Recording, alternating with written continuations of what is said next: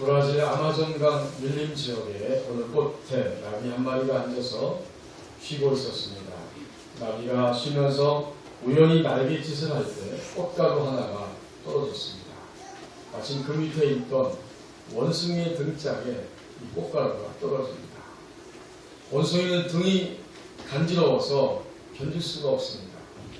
손을 뻗어서 발을 뻗어서 긁어보려고 했지만 도저히 긁을 수가 없어서 옆을 보니까 야자나무가 있었습니다. 하는 수 없이 야자나무에다가 등을 대고 드디어 비벼댔습니다.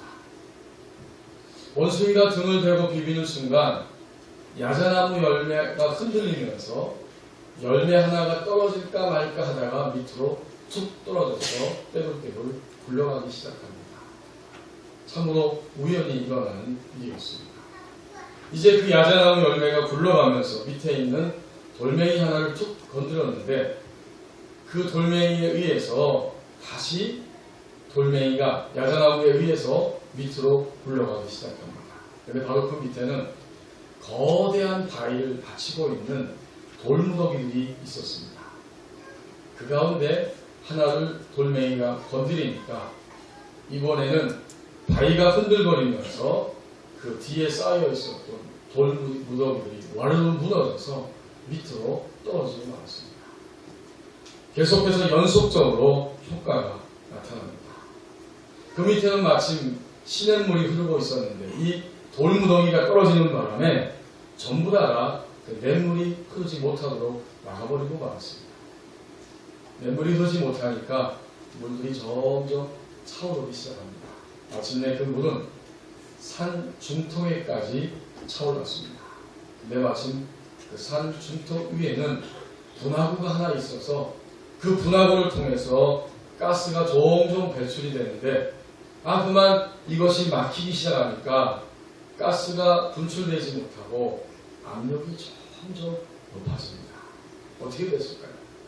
마침내 압력에 의해서 견디지 못하고 화산이 폭발하고 말았습니다. 나비의 이 날갯짓 하나가 거대한 화산을 폭발시킨 것입니다.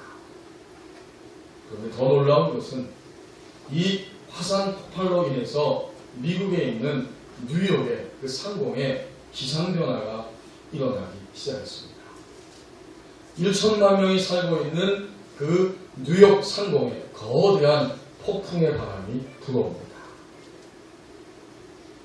나비의 날갯짓 하나가 이렇게 멀리 떨어져 있는 뉴욕까지 영향을 미치게 되었습니다. 그래서 로렌츠라고 하는 기상학자가 이 모든 것을 관찰하고 난 이후에 1961년에 이런 현상을 가리켜서 나비 효과다 이렇게 이야기했습니다. 처음에 발생했을 때는 별것 아닌 것처럼 보이지만 실제로는 엄청난 일이 일어났을 때 바로 이 나비 효과라고 하는 이야기를 씁니다. 2000여 년 전에 예수 그리스도께서 베들레헴의 말구유에 탄생하셨을 때 이것은 정말 별것 아닌 것처럼 보여졌습니다.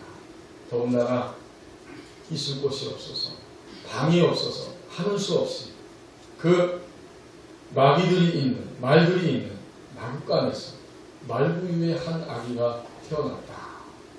이것은 그 당시에 거기에 있던 많은 사람들의 주목을 받지 못했습니다. 별것 아닌 일처럼 보여졌습니다. 그러나 마침내 이 아기의 탄생은 역사상 가장 큰 일, 가장 빅뉴스가 되었습니다.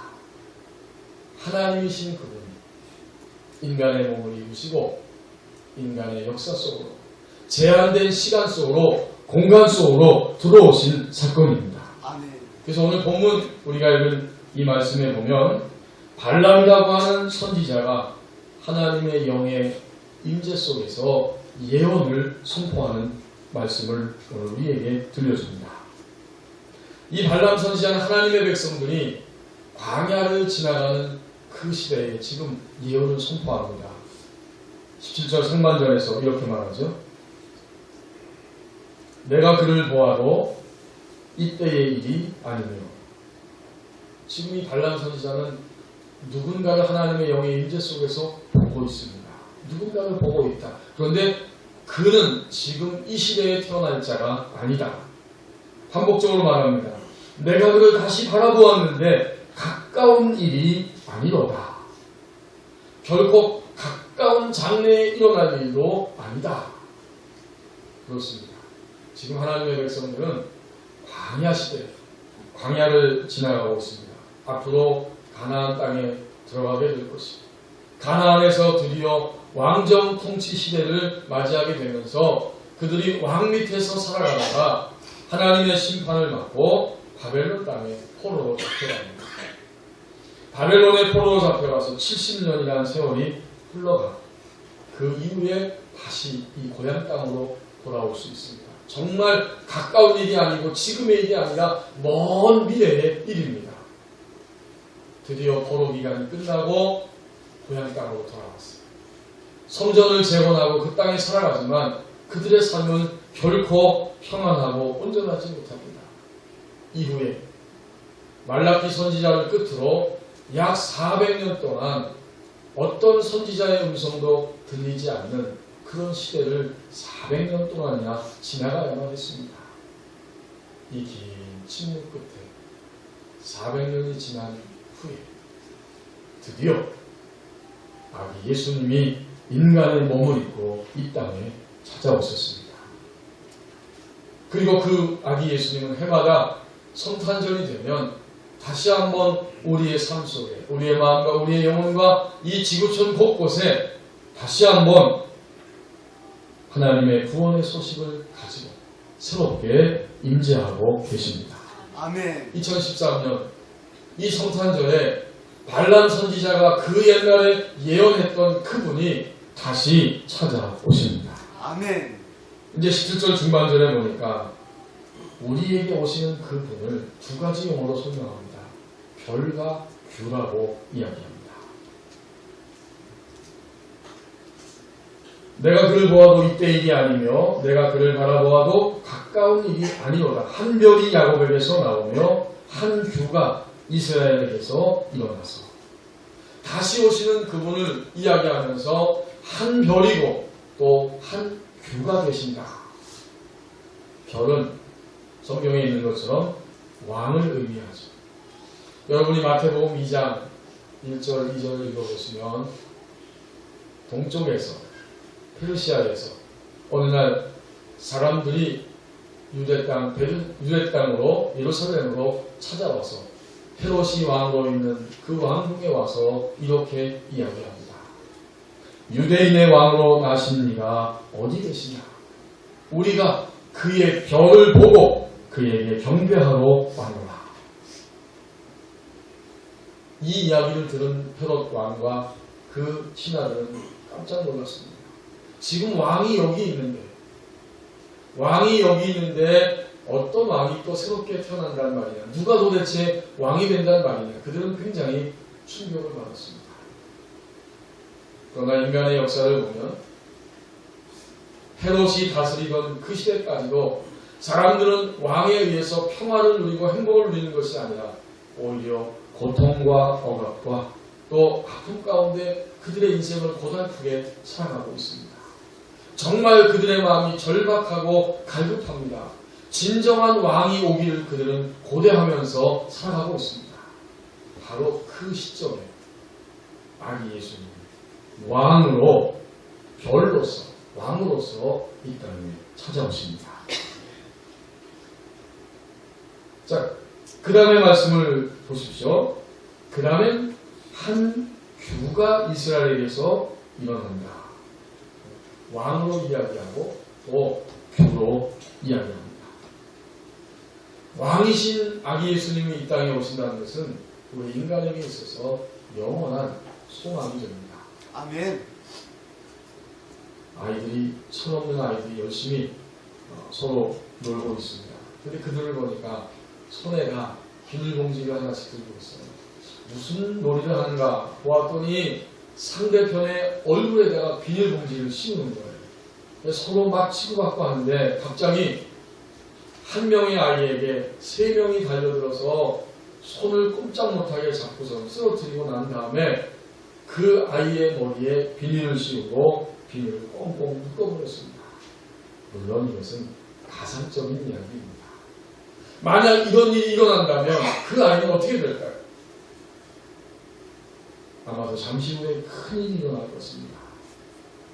그는 계속해서 그 상태에 있으면 질식해서 죽을지도 모릅니다. 고통스럽습니다.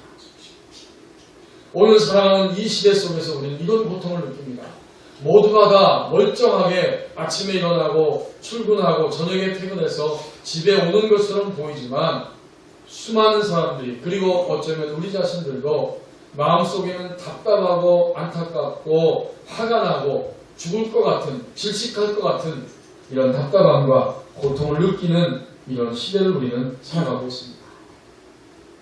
이 모든 것들을 관리하고 새롭게 할 수 있는 진정한 왕이 오셔야만 합니다.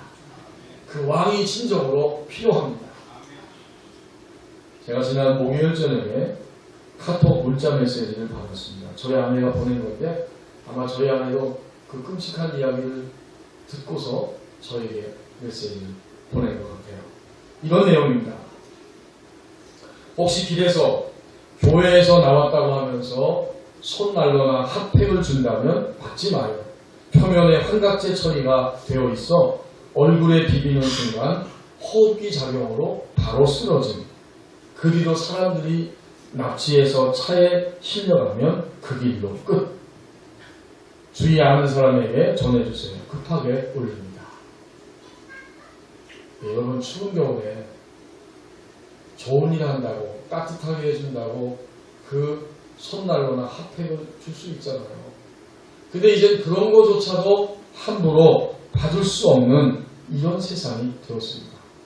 여러분 느낌이 어떠세요? 얼마나 끔찍합니까? 믿을 수가 없는 거예요. 이렇게 두려운 일들이 오늘 우리 삶 가운데 얼마나 많이 일어나고 있습니까? 이런 세상을 위하여, 이런 세상 속에서 죽을 것 같고 질식할 것 같이 살아가는 우리 모두를 위하여 그분이 오십니다. 아멘. 그분은 왕으로 오십니다. 아멘. 이제 규라고 하는 말이 있는데 이 규라고 하는 말은 왕의 권세와 다스리는 능력을 의미합니다. 좀 더 쉬운 말로 표현하면 여러분 홀이라고 하는 것을 아실 것입니다. 통치자나 권세자들이 그들의 위엄을 나타내기 위해서 가지고 다니던 이 조그마한 막대기, 이 쥐리봉 같은 것이 바로 규입니다. 우리 주님은 규가 되신다. 그분의 권세와 능력은 무한합니다. 아멘. 오시는 예수님은 이 세상의 모든 것들을 다 다스리고도 남음이 있습니다. 아멘. 그래서 이 규가 되시는 아기 예수님, 그분 앞에서 어떤 권세도 대적할 권세가 없다는 사실을 이렇게 예언하고 있습니다. 주님의 권세는 세상의 모든 것들을 덮고도 남음이 있습니다. 아멘. 이 왕이시고 규가 되시는 아기 예수님이 오신다면 그분은 이제 어떤 일을 하실 것인가? 17절 하반절에서 우리에게 구체적으로 그분이 어떻게 다스리고 어떻게 하실지를 우리에게 생생하게 보여주십니다. 17절 중반절에 보면 그분이 오셔서 일어나서 모압을 이쪽에서 저쪽까지 쳐서 무찌르고 모압을 이쪽에서부터 저쪽까지 다 쳐서 무찌르신다. 이것은 겉으로 드러나는 현상을 물리친다는 말씀입니다. 모압은 바로 하나님의 백성 이스라엘을 괴롭게 하는 민족의 대표입니다. 이방 민족입니다. 그리고 오늘 이 모압은 바로 우리들 안에 있는, 그래서 우리를 힘들게 하고 아프게 하고 어렵게 하는 바로 이런 세력들이 바로 모압입니다. 근데 이 별이 되시고 규가 되시는 주님이 오셔서 이 모압을 이쪽에서부터 저쪽까지 그렇게 무찔러 주신다. 이것은 온 인류에게 있는 공통적인 바로 그 드러나는 현상들을, 아주 급한 현상들을 주님이 처리해 주신다고 하는 말씀이죠. 아멘. 여러분이 길을 가실 때 저 들판에 연기가 나고 불씨가 막 살아나기 시작합니다. 그리고 그 불씨가 옆에 있는 그 나무들에게 막 옮겨 붙으려고 하면 여러분 어떻게 하겠어요? 빨리 가서 그 불씨를 꺼야 합니다. 그렇지 않으면 옆으로 불이 옮겨 붙어서 온 들판을 나무와 집을 다 태워버릴 것입니다. 급하기 때문에 뛰어가서 불씨를 빨리 처리해야 합니다. 여러분, 인간이 가장 급한 것이 있습니다. 이 급한 불씨를 끄시기 위해서 우리 주님은 이 땅에 오셔서 그 일을 행하십니다. 아멘. 인간에게 있어서 가장 급한 불씨는 바로 죄의 불씨입니다. 아멘. 그리고 이 죄의 불씨는 곧 죽음의 불씨로 바뀌어졌습니다. 오늘 인간에게 있어서 가장 급한 것은 죄의 문제와 죽음의 문제입니다. 바로 이 죄와 죽음의 불씨를 무찌르고 끄시기 위해서 예수님은 이 땅에 찾아오셨습니다. 아멘.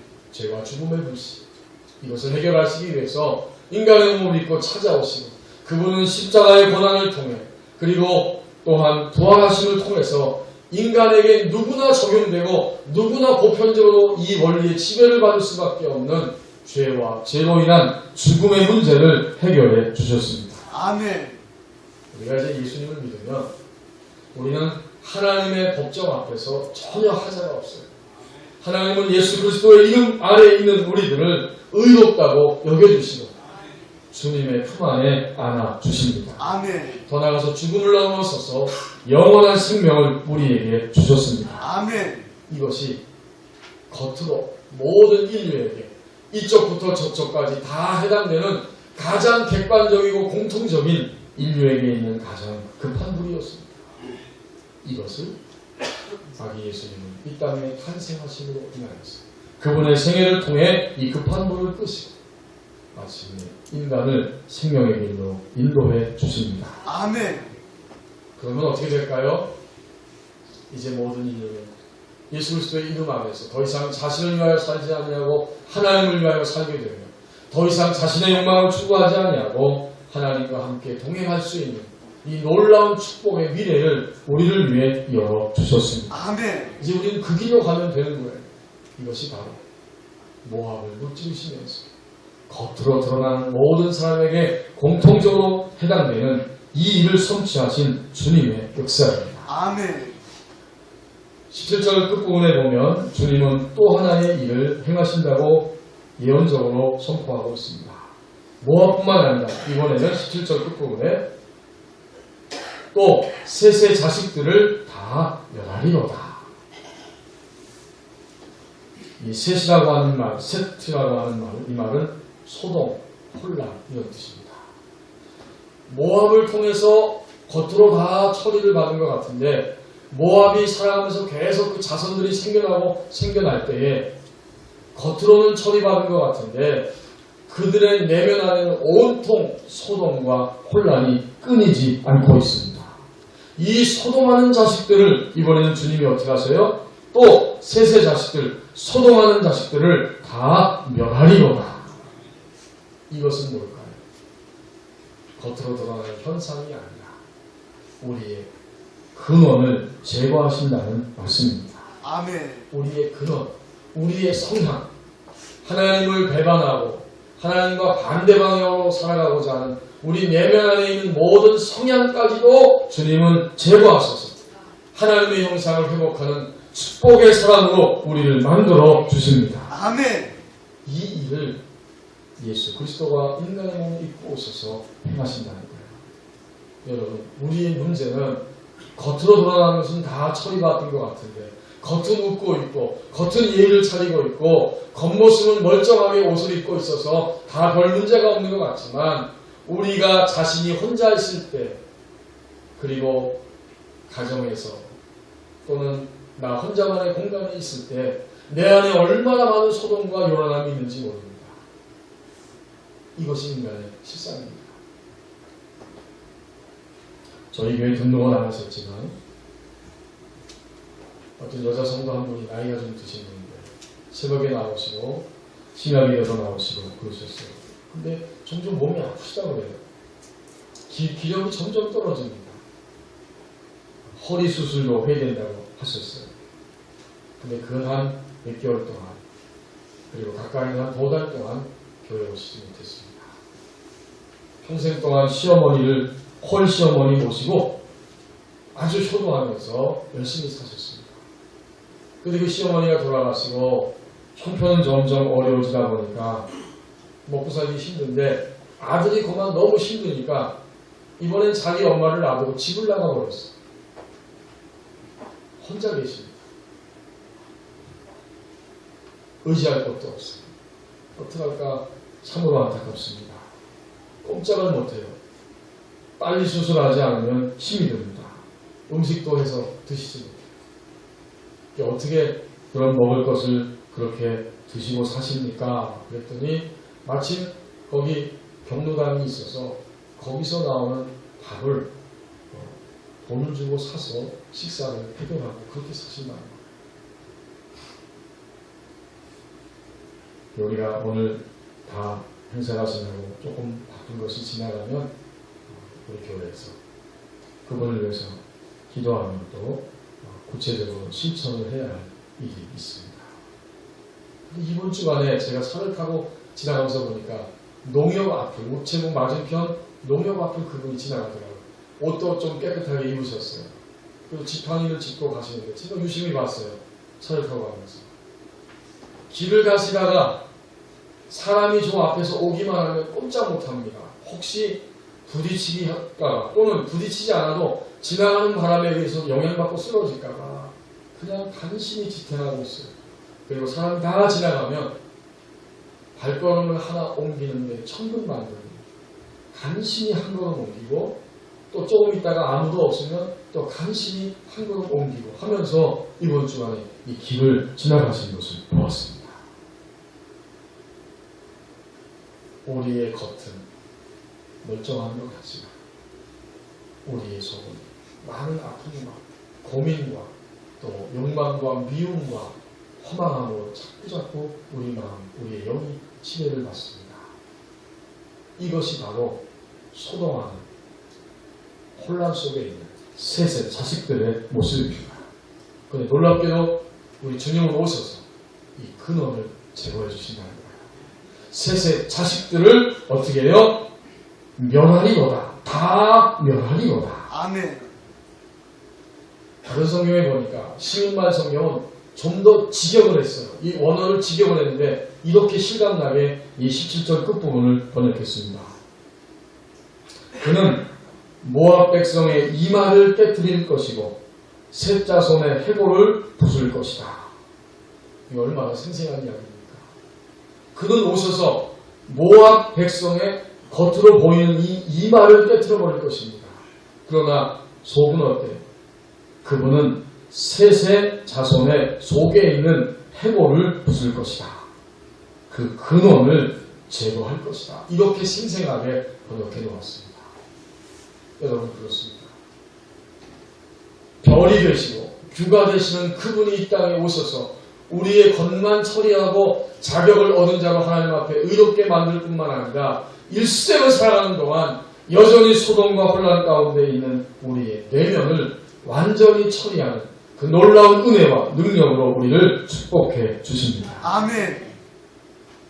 어제 초등학교 3학년 아이가 학교가 끝나고 집으로 돌아왔습니다. 그는 집에서 누군가를 기다리고 있어요. 1시간쯤 기다리는데 오지 않습니다. 이제 2시, 3시, 4시, 5시가 돼도 오지 않습니다. 점점 배가 고프고 힘이 빠지고 집안 어디를 봐도 간식거리도 없고 먹을 게 아무것도 없어요. 6시가 다 돼가는데 드디어 띵동 하고 벨이 울립니다. 문을 열고 엄마를 끌어안았습니다. 엄마가 온 거예요. 엄마를 끌어안았을 때 이 아이 안에 있었던 두려움, 혼자 있다는 두려움, 그리고 배고픔, 또 너무나 화가 나고 신경질이 나는 이 마음의 이 감정, 끓는 마음들, 이런 것들이 엄마를 끌어안은 순간 모두가 한순간에 사라지고 말았습니다. 다 사라지고 말았습니다. 2013년에 그분이 오십니다. 아멘. 우리에게 있어서 별이 되시고 규가 되시는 아기 예수님이 찾아오십니다. 아멘. 그분은 모압을 무찌르시고 그분은 또한 우리 가운데 있는 소동하는 셋의 자손들을 다 증명해 주십니다. 아멘. 이 거룩한 성탄의 계절, 그분이 오실 때 우리는 그분의 품에 안기고 그분과 함께하는 축복의 성탄절이 될 수 있기를 바랍니다. 아멘. 기도하겠습니다.